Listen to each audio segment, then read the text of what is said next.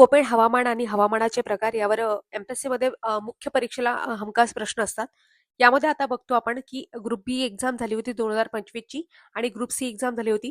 त्यामध्ये दोन्ही एक्झाम मध्ये यावर आधारित प्रश्न होते. याआधी सुद्धा बऱ्याच वेळा यावर आधारित प्रश्न आयोगाने विचारलेले आहेत. चला तर हा प्रश्न आहे. हा प्रश्न आपण नीट समजून घेऊ कशा पद्धतीने आहे म्हणून.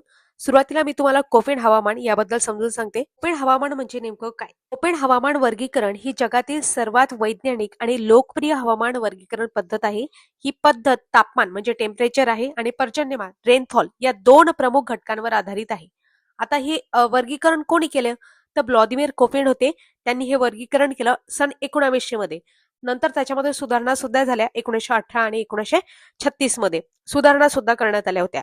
कोपेन वर्गीकरणाचे काही प्रमुख आधार आहेत, ज्यामध्ये आपण बघतो वार्षिक सरासरी जे काही तापमान आहे, टेम्परेचर आहे, वार्षिक पर्जन्यमान आहे, जे प्रेसिपिटेशन आहे, रेनफॉल आहे आपण म्हणू शकतो. त्याच्यानंतर ऋतुनिहाय पर्जन्य वितरण आहे.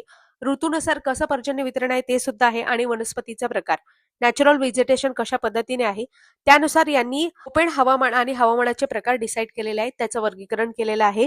इथे या प्रश्नामध्ये आपल्याला काय विचारलेलं आहे? कोपेन हवामानानुसार जे काही प्रकार सांगितलेले आहेत ते प्रकार आपण व्यवस्थितरित्या समजून घेणार आहोत. तर बघा, जोडा जुडवा यासाठी हा प्रश्न आहे आणि यामध्ये एकीकडे आपल्याला कोपेन हवामान दिलेलं आहे एका स्तंभामध्ये आणि दुसऱ्या स्तंभामध्ये हवामानाचा प्रकार सांगितलेला आहे. तर याच्या योग्य जोड्या आपल्याला जुळवायच्या आहेत. तर आपण बघतो यामध्ये सुरुवातीला मी तुम्हाला सांगते एएमडब्ल्यू. एएमडब्ल्यू नेमकं आहे काय? आता चित्रामध्ये बघा, तुम्हाला एएमडब्ल्यू इथे दिसत असेल. एएमडब्ल्यू म्हणजे भारतीय पश्चिम किनारपट्टी आहे. या पश्चिम किनारपट्टीवरचा जो काही एरिया आहे मुख्यने त्या भागामध्ये एएमडब्ल्यू टाईपचं वर्गीकरण आपल्याला पाहायला मिळते. एएमडब्ल्यू म्हणजेच आपण त्याला काय म्हणू शकतो माहितीये का? उष्णकटिबंधीय मान्सून हवामान, ट्रॉपिकल मान्सून, विंटर म्हणजे ट्रॉपिकल मान्सून असं म्हणू शकतो, ज्यामध्ये विंटर जो असतो, हिवाळा जो असतो तो कोरडा असतो. आता यामध्ये ए म्हणजे उष्णकटिबंधीय, एम स्मॉल एम आहे त्याला मान्सून प्रभाव म्हणतात आणि स्मॉल डब्ल्यू आहे त्याला म्हणतात हिवाळ्यात कोरडे. अशा पद्धतीने याचं वर्गीकरण होते. याचं वैशिष्ट्य असं आहे की वर्षभर तापमान 18 डिग्री सेल्सिअस पेक्षा जास्त असते. उन्हाळ्यात मुसळधार पाऊस पडतो, हिवाळ्यात कमी आणि जवळजवळ पाऊस नसतो. समजा दाट सदाहरित व अर्ध सदाहरित जंगले सुद्धा असतात. प्रामुख्याने अशा प्रकारचं वातावरण कुठं पाहायला मिळते? पश्चिम किनारपट्टी, कोकण, मलबार किनारा आहे त्या भागामध्ये. ईशान्य भारतात सुद्धा असं वातावरण दिसते कुठे कुठे. जसं आपण बघतो पश्चिम किनारपट्टी म्हणजे इकडे कोची आहे, मुंबई आहे किंवा तुम्ही मलबार किनारपट्टी म्हणू शकता तिकडे. आणि ईशान्य भारतात सुद्धा शिलाँग वगैरे तिकडे सुद्धा कुठे कुठे असं वातावरण पाहायला मिळते. हे झालं एएमडब्ल्यू बद्दल. आता समोर आपण डीएफसी बद्दल बघणार आहोत. डीएफसी म्हणजेच काय म्हणू शकता तुम्ही? अशा पद्धतीचं वातावरण की ज्या ठिकाणी थंड आणि आर्द्र हिवाळा असतो आणि म्हणजे सी ची जोडी लागणारे ऑप्शन क्रमांक 2 याच्याशी. बरोबर आहे?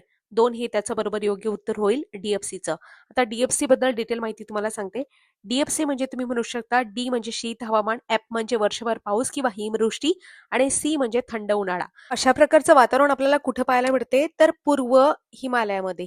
पूर्व हिमालय म्हणजे आपण बघतो की जे काही सेवन सिस्टर आहे तो जो भाग आहे त्या भागामध्ये ज्यामध्ये प्रामुख्याने शीत हवामान, वर्षभर पाऊस किंवा हिमवृष्टी आपल्याला पाहायला मिळते किंवा थंड हवामान पाहायला मिळते किंवा थंड उन्हाळा असं आपण म्हणू शकतो प्रामुख्याने पाहायला मिळते. त्यालाच आपण काय म्हणतो? शीत आर्द्र हिवाळा असं आपण म्हणतो किंवा थंड आणि आर्द्र हिवाळा असं सुद्धा आपण म्हणू शकतो. डीएफसी आहे. डीएफसी ची जोडी कशासोबत लागणार आहे? थंड आणि आर्द्र हिवाळा त्यासोबत लागणार आहे. मुख्याने पूर्व हिमालयाचा हा भाग आहे, सेवन सिस्टरचा हा भाग आहे. इथे अशा प्रकारचं वातावरण आपल्याला भारतामध्ये पाहायला मिळतंय. ठीक आहे. त्याच्यानंतरचा प्रकार आहे BWHW. बी आणि डब्ल्यू कॅपिटल आहेत आणि एच आणि डब्ल्यू पुन्हा स्मॉल आहेत. तर यामध्ये अशा प्रकारचं वातावरण तुम्हाला कुठे पाहायला मिळते? प्रामुख्याने राजस्थानचा जो भाग आहे त्या भागामध्ये तुम्हाला असं प्रकारचं वातावरण दिसत असेल. त्याला थरचे वाळवंट असे म्हणतात. चित्रामध्ये बघा, यामध्ये तुम्हाला दिसत आहे की हा राजस्थानचा एरिया आहे आणि या वातावरणामध्ये भागामध्ये BWHW प्रकारचं वातावरण तुम्हाला पाहायला मिळते. यामध्ये बी म्हणजे कॅपिटल बी म्हणजे शुष्क, कॅपिटल डब्ल्यू म्हणजे वाळवंट, स्मॉल एच म्हणजे उष्ण आणि स्मॉल डब्ल्यू म्हणजे हिवाळ्यात कोरडे. अशा पद्धतीचं त्याचं वर्गीकरण आहे. पर्जन्यमान अत्यल्प असते म्हणजे खूप कमी असते. उन्हाळ्यात अतिउष्ण तापमान असते. बरोबर आहे. आणि विरळ वनस्पती वनस्पती तर खूपच कमी असतात. दिवस आणि रात्र याचं जे टेम्परेचर आहे यामध्ये खूप मोठा फरक असतो. अशा पद्धतीचं जे काही वातावरण आहे ते प्रामुख्याने BWHW याच्यामध्ये पाहायला मिळते आणि ते कुठे पाहायला मिळते? थरचं वाळवंट आहे, राजस्थानचा जो भाग आहे त्यामध्ये. बरोबर आहे. जैसलमेर वगैरे तिकडचा जो एरिया आहे तिकडे. आता त्याच्यानंतर राहिलं उरलं काय आपलं ते आपण बघतो BWHW ची जोडी कशासोबत लागणार आहे, एक सोबत उष्ण वाळवंट यासोबत लागणार आहे. बरोबर आहे. आता CWG आपलं राहिलेलं आहे. CWG याला तुम्ही मेझोथर्मल हे उरलेलं आहे त्याची जोडी लावू शकता. आता कारण काय, WG प्रकारचं वातावरण तुम्हाला कुठे पाहायला मिळते, गंगेचा मैदानी प्रदेश आहे त्या भागामध्ये तुम्हाला हे वातावरण पाहायला मिळत आहे. मॅपमध्ये बघा, हा जो एरिया दाखवलेला आहे CWG हा अशा पद्धतीचा एरिया आहे. मेझोथर्मल असं म्हटलेलं आहे. मेझोथर्मल याचा अर्थ होतो जास्त टेम्परेचर पण नाही आणि कमी सुद्धा नाही, मध्यम स्वरूपाचा आहे, म्हणून आपण त्याला म्हणतो मेझोथर्मल. मेझोथर्मल मध्ये दोन्हीची गुणधर्म पाहायला मिळतात, जास्त टेम्परेचर आणि कमी टेम्परेचर याच्यामधले मध्यस्थी मध्यस्थी असते, म्हणून त्याला आपण मध्य म्हणतो किंवा मेझोथर्मल असं म्हणतो. म्हणजे दोन्ही गुणधर्म असतात, पण जास्त टेम्परेचर पण नाही आणि कमी टेम्परेचर पण नाही. ठीक आहे, अशा पद्धतीने. आणि अशा प्रकारचं वातावरण गंगेच्या मैदानी प्रदेशामध्ये प्रामुख्याने पाहायला मिळते. CWG चा अर्थ तुम्हाला सांगते. C म्हणजे समशीतोष्ण, W म्हणजे छोटा W आहे इथे, हिवाळ्यात कोरडे, आणि G चा अर्थ होतो उष्ण उन्हाळा. अशा पद्धतीने या भागामध्ये उन्हाळ्यात मान्सून पाऊस सुद्धा पडतो, हिवाळ्यात कोरड्या आणि थंड सुद्धा असते, तापमान मध्यम ते उष्ण स्वरूपाचं असते, आणि गडीचे काही जंगले त्याच्यामध्ये पाहायला मिळतात. उत्तर भारतामध्ये प्रामुख्याने गंगेचा मैदानी प्रदेश आहे त्या भागामध्ये, दिल्ली, लखनौ, कानपूर वगैरे त्या भागामध्ये अशा पद्धतीचं वातावरण आपल्याला पाहायला मिळते.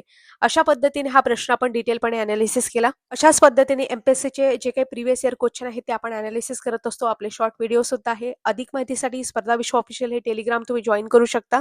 अशाच पद्धतीने आपली पूर्ण सिरीज आहे ती सिरीज तुम्ही पाहू शकता. तुम्हाला काही बॅचेस वगैरे लागले तर आपल्या स्पर्धा विश्व ऍपमध्ये सुद्धा आपण समोर अवेलेबल करून देणार आहोत.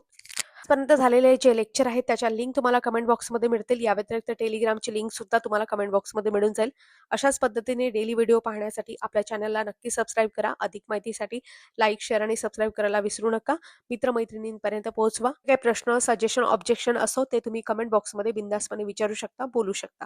टेलिग्राम चॅनल सुद्धा जॉईन करू शकता, आणि पर्सनल मेसेज जर तुम्हाला करायचं असेल तर आपला जीमेल अकाउंट सुद्धा आपण दिलेला आहे, त्यावर मेसेज करू शकता. भेटूया अशाच नवनवीन व्हिडिओसह पुढील भागामध्ये. तोपर्यंत तुम्हा सर्वांचे मनापासून आभार. धन्यवाद.